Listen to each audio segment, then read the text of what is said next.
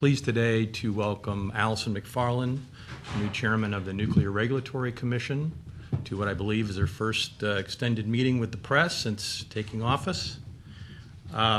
Just a few notes about Chairman Macfarlane. She was sworn in July 9th. Term runs through June 2013. She previously served on the Blue Ribbon Commission on America's Nuclear Future, which is an expert panel created by the Obama administration to look to alternatives to the Yucca Mountain Nuclear Waste Repository, which they are seeking to terminate. In 2006, she published a book about Yucca Mountain regarding technical issues about the site, suitability for storing or for disposing of nuclear waste. And she, previous to that, was associate professor of environmental science and policy at George Mason University, and held a post at Georgia Tech as well. We're going to have a few remarks from Chairman Macfarlane, and then we'll take questions. Please identify yourself before asking your question. Thanks. Chairman? Great, thank you. So thank you, George, very much. It's really nice to be here. It's nice to come down to the press club and have a chance to chat with you all. I think George mentioned that my background is as a geologist. I have a PhD from MIT from eons ago. No joke intended. But I've always been interested in and involved in policy development, especially around nuclear issues. And as George mentioned, I was on the Blue Ribbon Commission on America's Nuclear Future, where we developed a strategy for dealing with nuclear waste and disposing of it. Can you point the mic towards yourself? Oh, I'm sorry. And is that better? Much better. Good. And I've also published fairly extensively on nuclear waste and nuclear energy issues. Let me first tell you that at the Nuclear Regulatory Commission, we are very much focused right now on Fukushima and the lessons we've learned from Fukushima. Most recently, last Tuesday, we had a commission meeting where we learned about the progress of our staff on dealing with these issues. And we also heard from interveners, both from the industry and from concerned public. And it was a very good session. We had an excellent Q&A session with the other commissioners. I thought it went very well for those of you who were able to see it.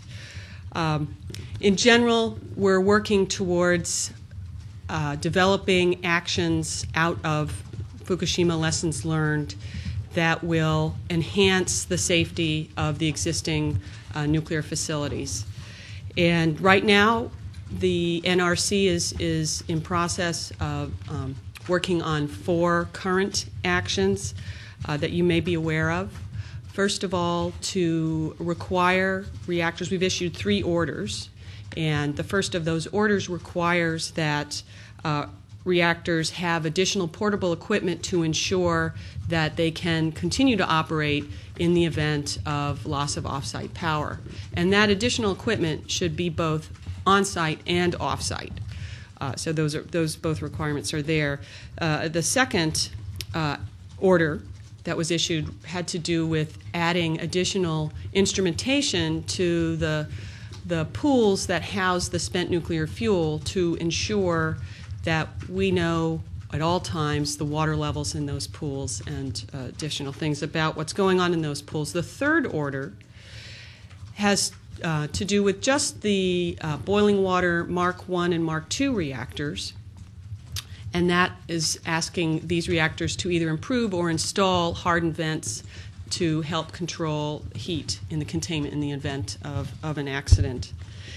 In addition to those 3 orders, we've also sent a letter asking and requiring plants to do seismic and flooding walkdowns so that we understand better the seismic and flooding risk at the plants and to start working on addressing that. And in fact, I understand that even prior to the Fukushima accident, the reactors were required to update their seismic hazard analysis because the U.S. Geological Survey had updated its seismic hazard analysis for the central and eastern U.S.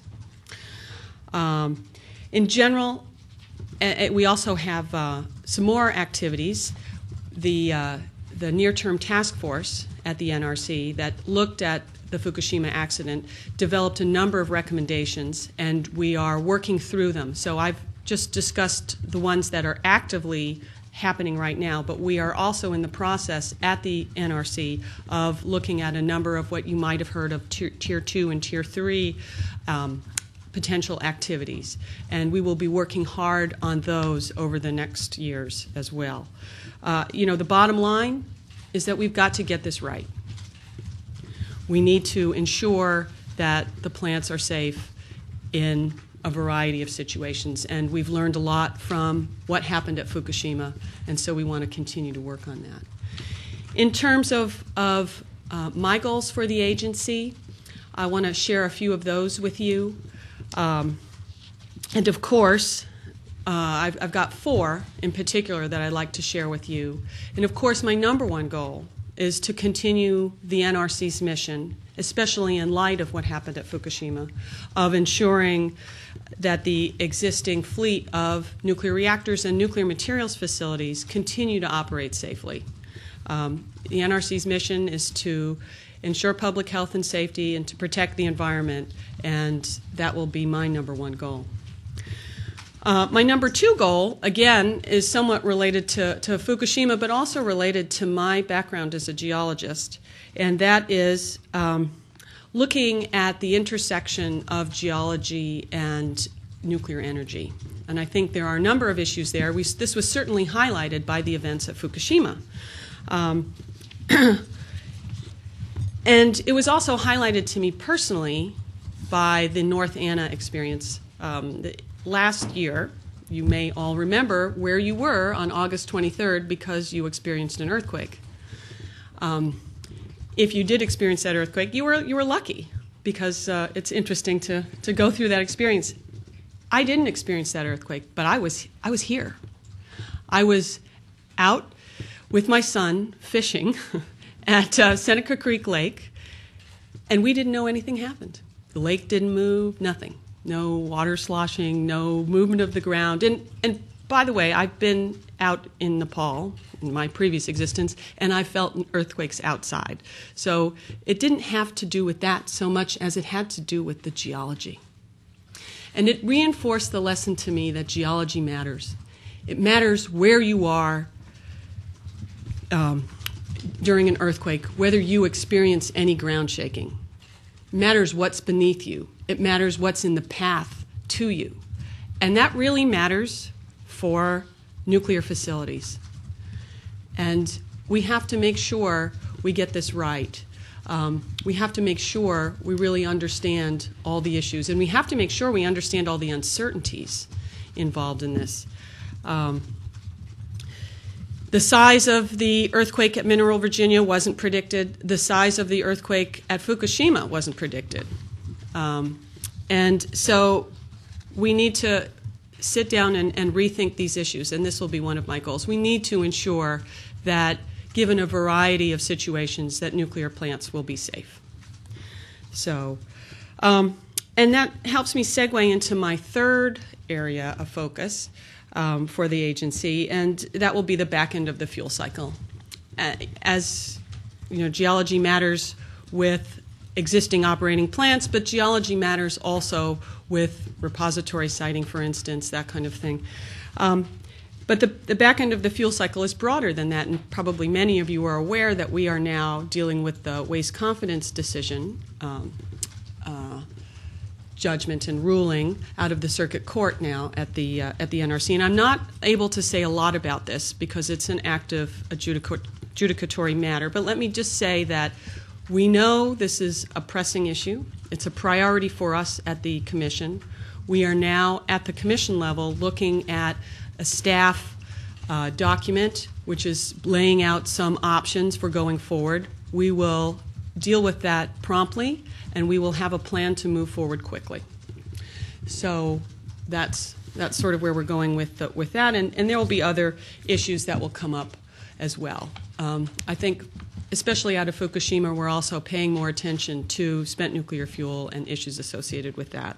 And then my fourth and final goal for the agency is to improve communication. An agency like ours, an independent regulator, doesn't do well with the public and instill public confidence unless we communicate well.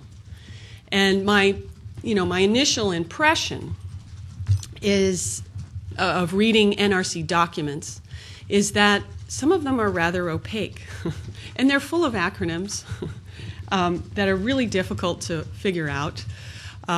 There's no LOA, no list of acronyms associated with them. Yeah, it's funny, when I say LOA to people at the NRC, nobody knows what I'm talking about. Wow, it's an acronym. You don't have a clue. So anyway, I've been every time I get an opportunity to talk to the staff, I've been emphasizing this to them. I think it's important both internally and externally for us to be much more transparent with our communications. I read these documents and I sit there and I imagine a grandmother who lives near a nuclear power plant trying to, slog through some of these documents to understand what some of the issues are, and I just wring my hands. It's like I think about grandmothers trying to open bottle tops sometimes when I can't open them. How do they get the bottle top open? I don't know. So anyway, we need to make sure that we communicate effectively with the public so that the public can have confidence in our work. That's another very important area of focus for us. And there are a number of issues that will come up at plants, that have come up at plants. We will continue to maintain our focus on that. I've been very impressed with the staff at the NRC. They are a strong group of people, happy to debate the issues, and I'm convinced that their main goal is also ensuring public health and safety.